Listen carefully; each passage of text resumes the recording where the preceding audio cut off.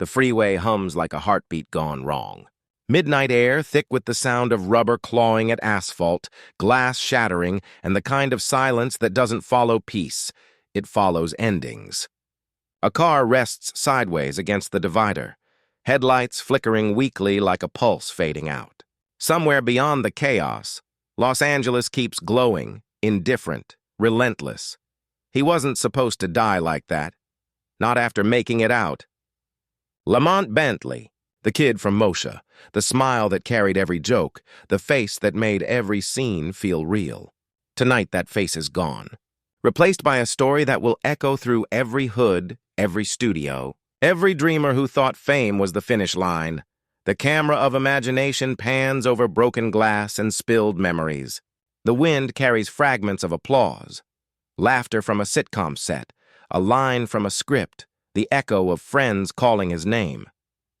And then just the hum of police radios. One officer whispers, almost like a confession, "He was one of the good ones, but good doesn't always mean safe, not here." Not in a city where stardom and survival share the same zip code. A voice cuts through the static, calm, grounded, heavy with memory. "Alex Thomas, Hollywood wasn't the goal," he says, almost too softly. It was the hustle. Those words land like gravel against glass, rough, real, undeniable. They reshape everything. This wasn't a story of fame lost. It was a story of truth found too late. Lamont wasn't chasing cameras. He was financing his real life, the one Hollywood couldn't script, the one that never made the gossip columns. Somewhere, in that wreckage, lies the dream that millions chase but few survive. The dream of being seen, respected, remembered. But as smoke rises from the twisted metal, a darker realization lingers. Maybe making it out doesn't mean escaping.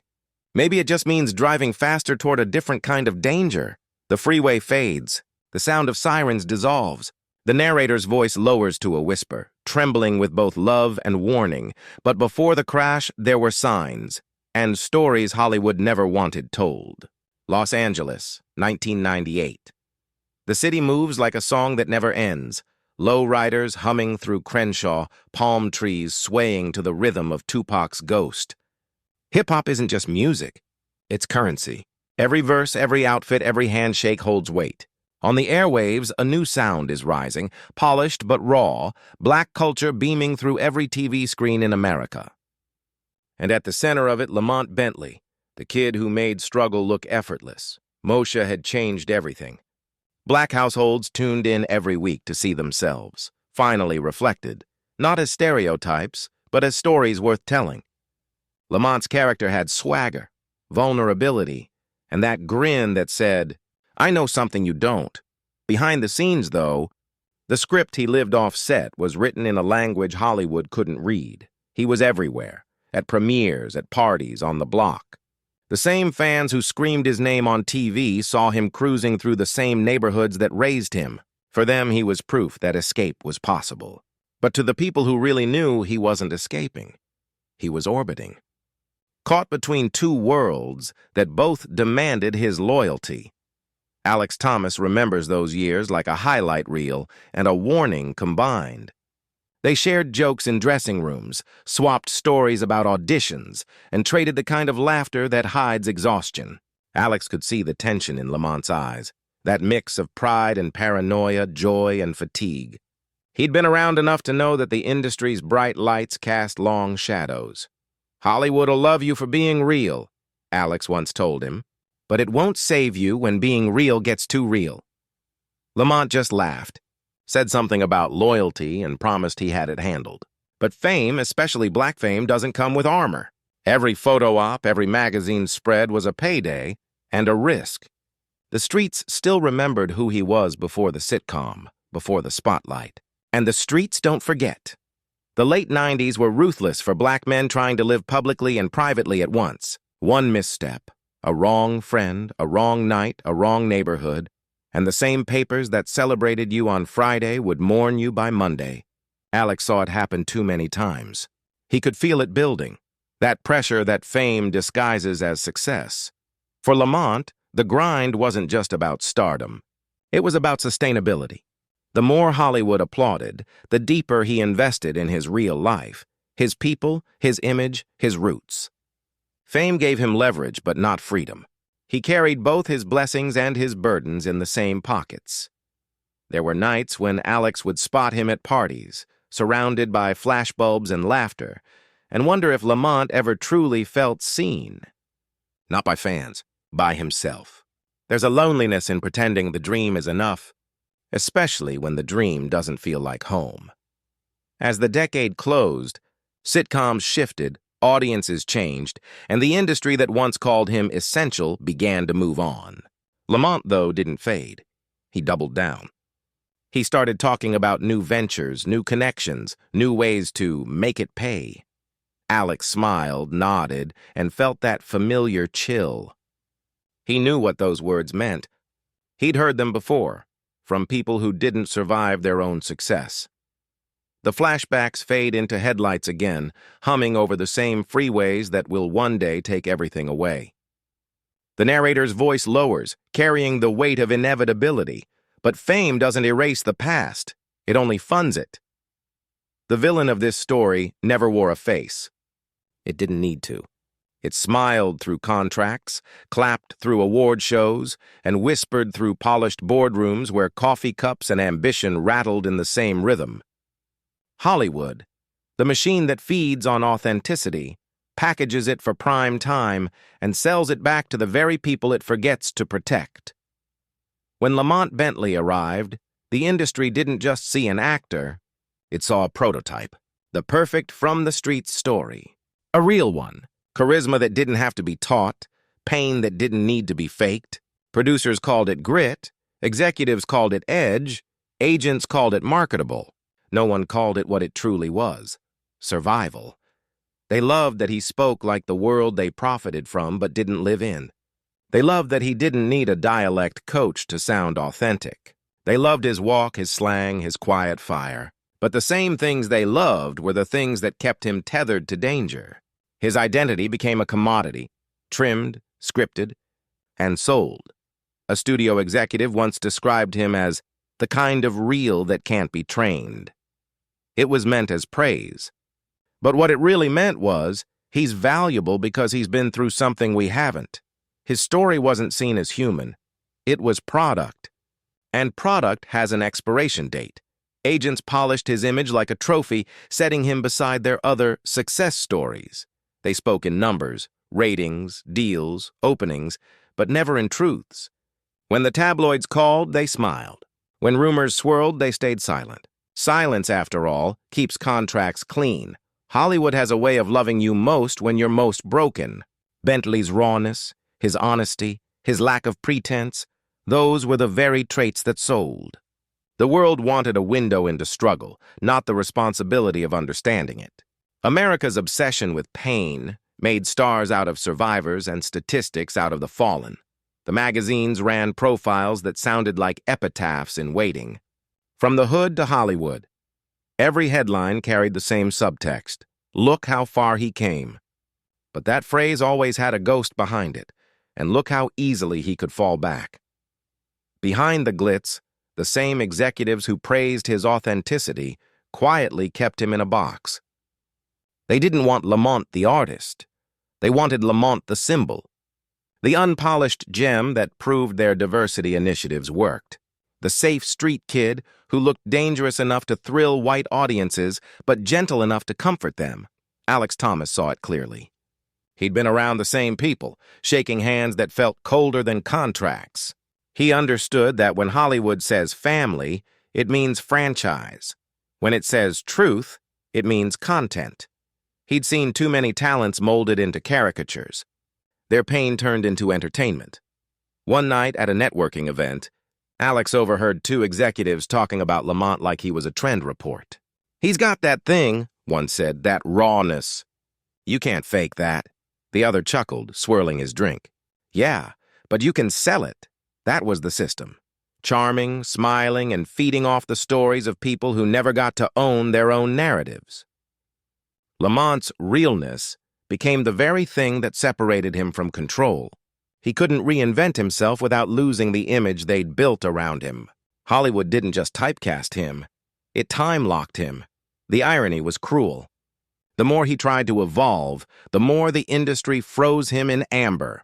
Always the kid from Moshe, always the same accent, the same style. When roles dried up, the agents stopped calling. When tabloids speculated, publicists shrugged. The machine had moved on to the next authentic face. One more product from the same assembly line of pain, and yet the illusion persisted. Fans thought he was living the dream. The cameras caught him smiling, dressed sharp, laughing loud. But the smile Hollywood sold wasn't always his. It was the system's printed, packaged, perfected for mass consumption. Alex once described it perfectly years later. They didn't care about Lamont's story. They cared about how it made them look telling it. That was the quiet arrogance of the machine. It didn't hate him. It didn't love him. It just used him. Before the microphones, before the bright lights and celebrity laughter, there was just Alex, standing in a dim comedy club off Melrose, the smell of old whiskey and ambition in the air. The crowd was half drunk, half broke, and fully ready to judge. He'd step on stage, baseball cap low, grin wide, eyes scanning the room like a man daring the night to doubt him. Every joke he told was a punchline carved out of truth. About growing up black in America, about hustling, about trying to stay human in a city that rewarded performance over honesty. For Alex Thomas, comedy wasn't escape, it was translation. It was how he turned pain into language people could clap for. He understood early that laughter wasn't weakness. It was armor. Every time the crowd roared, he was reclaiming something. Dignity, narrative, survival. The stage was his confessional booth, and he made sin sound funny enough to live with. But off stage, the city wasn't laughing. Hollywood was a place that could give you a mansion and still leave you homeless inside. He saw the game for what it was. A business wrapped in art, pretending to be love. Alex didn't hate it. He just refused to mistake it for God. While others chased validation, he chased clarity. That's what made him different from Lamont. Where Lamont chased fire, Alex studied smoke. Where Lamont wanted to live the role, Alex wanted to own the script. He respected fame but didn't trust it. Fame, he used to say, is like a bad ex. It'll call you back just to see if you're still stupid.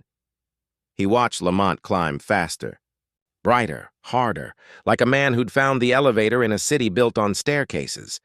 And he celebrated him. Every success felt shared, every headline a reminder that one of their own had cracked the code. But even in celebration, Alex felt that quiet ache, the one that comes from watching someone you love sprint down a road you know has no brakes. They met on sets, in studio corners and at late-night gatherings that felt like church for dreamers. Lamont would talk about the next project, the next move, the next investment. Always moving, always believing that staying still meant getting caught. Alex admired his drive, even envied it. But he also knew that speed comes at a price. Alex's own rise was steady, deliberate. He built a career brick by brick, not because he lacked talent, but because he refused to gamble it. He learned how to smile in rooms where jokes weren't funny, how to network without losing his soul. He played the long game. For him, Hollywood wasn't about being seen. It was about lasting long enough to tell the truth later. He'd seen too many brothers flame out, swallowed by the illusion that success equals safety. That illusion killed more dreams than failure ever did. He kept his circle small, his values smaller. He worked, he performed, he paid bills, but he never forgot where he came from, and he never pretended the grind was glamorous. "I ain't famous," he'd joke on stage. "I'm just known enough to still need a job." It was honesty that became his brand, the kind of grounded, self-aware humor that reminded audiences of what was real. That's what made his reflections on Lamont so piercing later on, because they came from someone who'd seen the same storm, just from a different window. He carried survivor's guilt quietly. The kind that doesn't scream, it sighs. Every time he got booked for another show, another role, another set, there was that small shadow whispering, "Why me, not him?" He'd brush it off with a joke, because that's what comedians do. They turn their bruises into punchlines, so nobody notices they're still bleeding. When Lamont died, Alex didn't just lose a friend, he lost a mirror. The one person who reflected the part of himself that fame could never touch. They'd both come from the same struggle. Both knew the same streets. Both learned how to navigate a system that fed on performance. But Lamont wore his truth on his sleeve. Alex kept his tucked behind a smirk. He thought often about that difference, about how his restraint might have saved him, and Lamont's rawness might have doomed him. But in quieter moments, he wondered if survival was really victory, or just a slower form of surrender. Sometimes in interviews, people ask Alex how he stayed out of trouble. He laughs, because the real answer doesn't fit on camera. Staying out of trouble meant staying half-guarded, half-grateful, always aware that love from Hollywood is conditional. It meant knowing when to walk away from the table, even when you're still hungry. That's the wisdom Alex earned. Not through fame, but through restraint. He learned that Hollywood doesn't free you. It funds your reality. It buys you time to figure out who you are before it tells you who to be. And he used that time well. When he finally spoke about Lamont publicly, his voice didn't crack. It carried. It carried years of laughter, pain, and the kind of truth that doesn't need applause. "I never tried to be anyone else," he said. "That's the only reason I'm still here." Alex Thomas wasn't the loudest man in the room, but he was the one still standing after the echo faded. And he knew, deep down, that the difference between being remembered and being replaced wasn't talent. It was truth. And when Hollywood tried to polish Lamont, it only made his rough edges sharper. The conversation doesn't die with him. It multiplies on talk shows, in YouTube comments, in living rooms where people once watched Moesha with their kids. Suddenly, everyone has an opinion about Lamont Bentley. Man, he had it all. Now, fame, money, respect. Why'd he throw it away? One voice says on a late-night radio show. Another caller fires back. You don't understand. You can't outrun where you're from. Hollywood don't save you. It just hides you for a while. Clips from old interviews resurface. Lamont laughing, shrugging off questions about staying grounded. A reporter smiles too wide, voice dripping with fascination.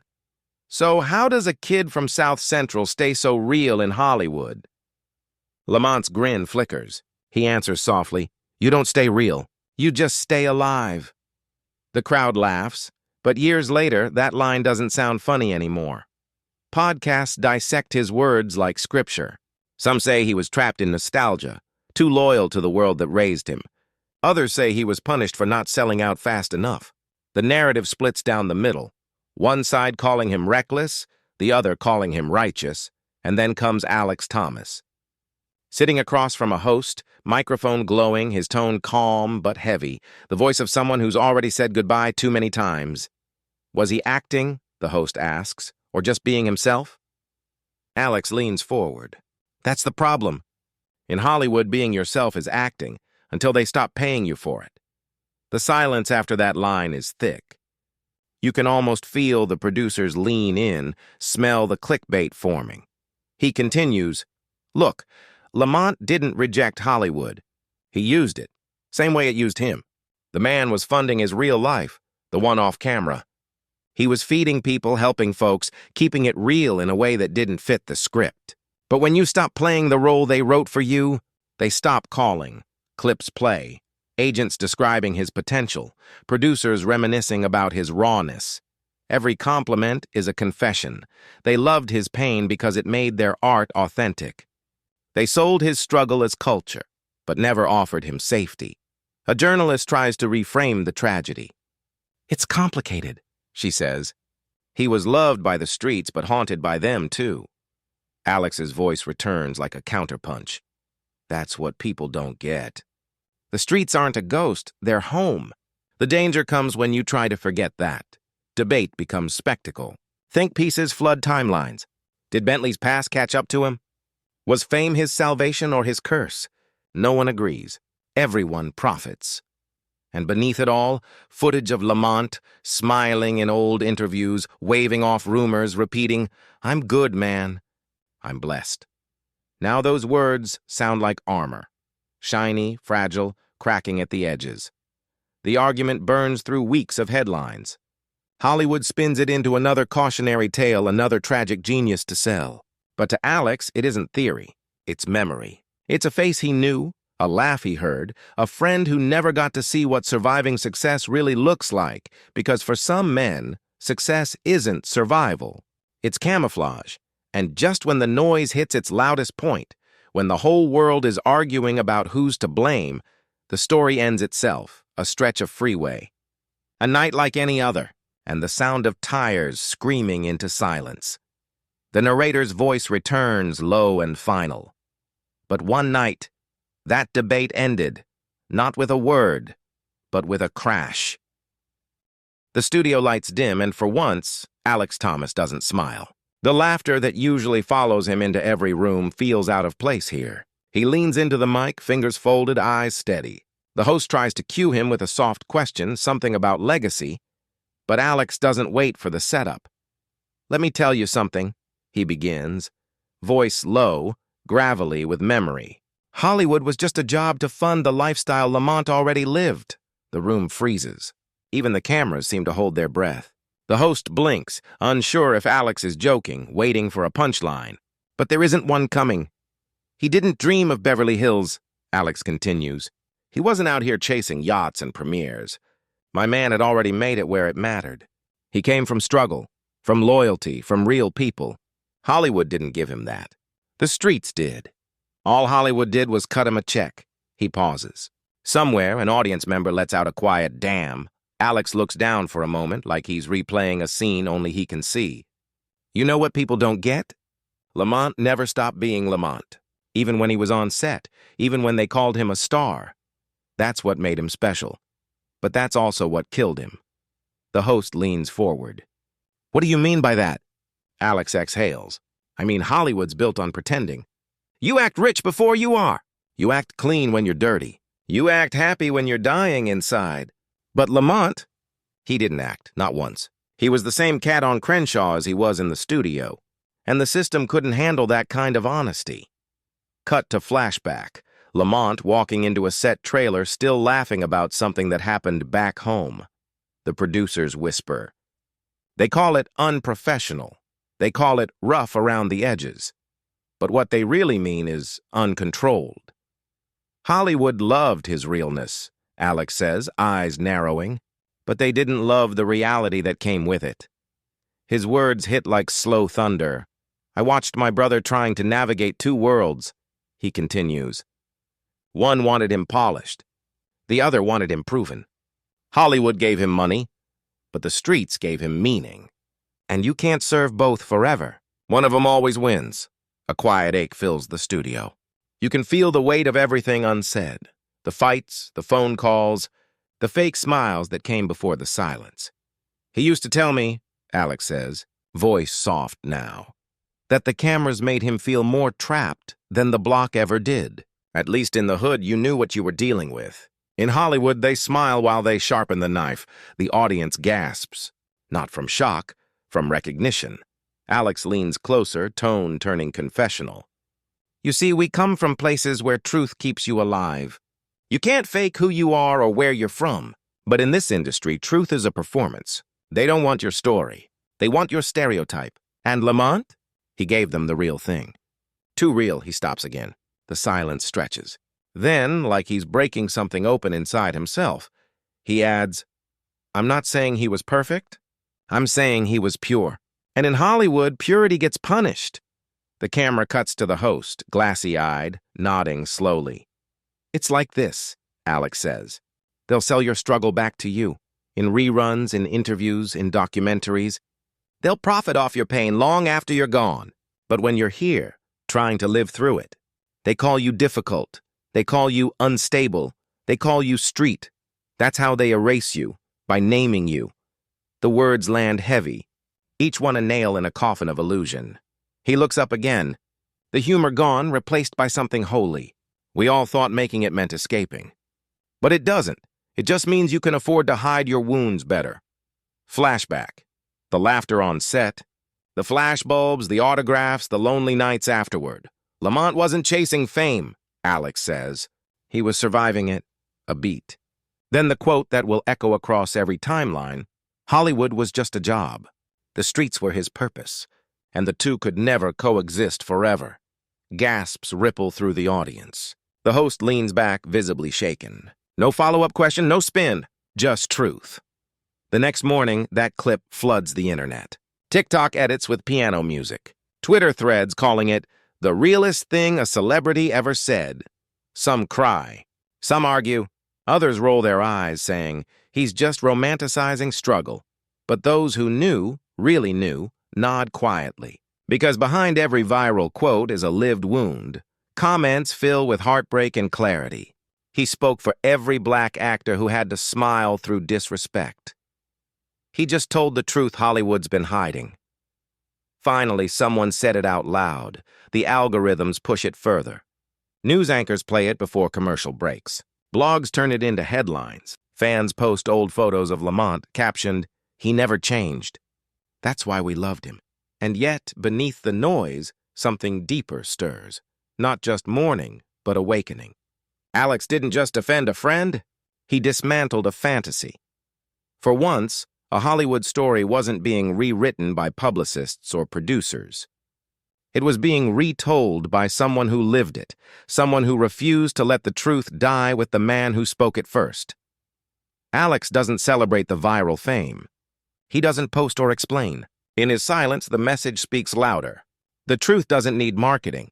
It just needs courage. And in that moment, Alex becomes more than a comedian. He becomes a mirror, reflecting the system, the cost, the contradiction. He ends the interview with a quiet exhale. "We all play roles out here," he says. But Lamont, he played himself, all the way to the end. The host whispers, "That's powerful." Alex nods once. "Yeah," he says, "but power don't pay the price. People do." The screen fades to black, but the sound of his words lingers, not loud, not angry, but undeniable. And as the echoes spread across screens and hearts, the narrator returns, soft, reverent, final. And once those words went viral, the truth spread faster than fame ever did. By morning, the internet hums like a living pulse. Grief, nostalgia, disbelief all crashing together in the endless scroll. The clip of Alex Thomas's interview spreads across every feed, every algorithm. His voice, steady, raw, unforgettable, becomes the soundtrack of 1,000 edits. On TikTok, a slow piano instrumental plays under his line, "Hollywood was just a job to fund the lifestyle he already lived." Fans cut it with clips of Lamont Bentley's brightest smiles, him clowning on Moshe, cracking jokes with Brandy, that easy charisma that never needed direction. Comments pour in by the second. "Gone too soon. Still can't believe he's gone. He was the realest one out there." The hashtags rise fast. "Justice for Lamont. Chaka real don't die. Hollywood ain't home." Each one a digital prayer, a protest, and a confession all at once.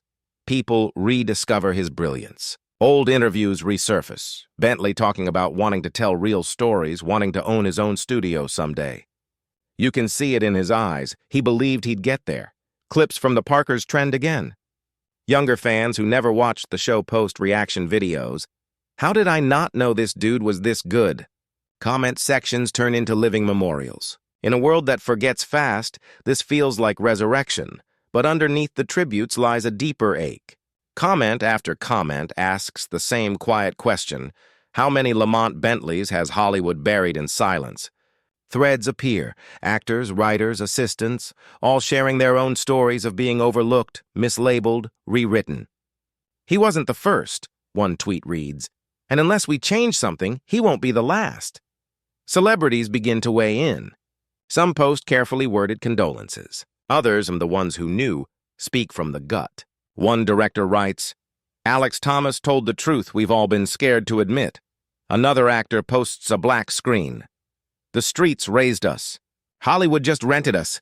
The conversation grows bigger than Lamont. It becomes about survival, the unspoken code of artists who made it out but never really left. Podcasts dissect Alex's words. Panel shows debate whether his honesty was bravery or betrayal. But to those who lived it, the message cuts deeper than discourse. It's redemption, the kind that doesn't trend away in 24 hours. Memes appear, but not mockery. Reverence. One shows Lamont's face over a quote. He never changed, and that's why they couldn't handle him. Another, Alex at the mic, captioned, "When laughter tells the truth, the world finally listens." Somewhere in South Central, a mural starts to form. Local artists paint Lamont's smile beside the words "too real to fade." It's not funded, not promoted, just love, raw and wordless. Alex visits it quietly one evening. No cameras, no entourage. He stands in front of it as kids ride by on bikes, calling his name. He nods, humbled, eyes lingering on the paint-streaked wall. For once, the noise of Hollywood feels far away. Behind him, someone plays an old clip on their phone. Lamont joking, saying, "If I ever get big, I still gotta keep it real.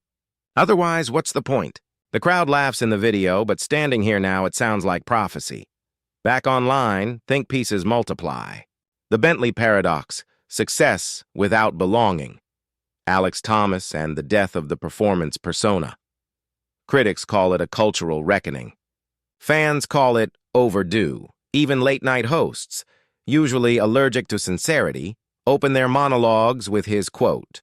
"Hollywood was just a job," they recite, pausing as the audience applauds softly, almost reverently, and for a brief, rare moment. The world listens not to the gossip but to the grief. But the beauty of it, the quiet miracle, is what happens next. The younger generation takes that energy and turns it forward. They start podcasts about creative truth. The lights are low again, not the glare of Hollywood, but the soft, intimate glow of a podcast studio. Alex Thomas sits in front of the mic, no audience, no applause, just the quiet hum of truth waiting to be spoken. He clears his throat, looks down for a long moment, and finally says what's been living in his chest since that night. Fame, he begins slowly, is a rental. Your soul! That's the lease you can't break.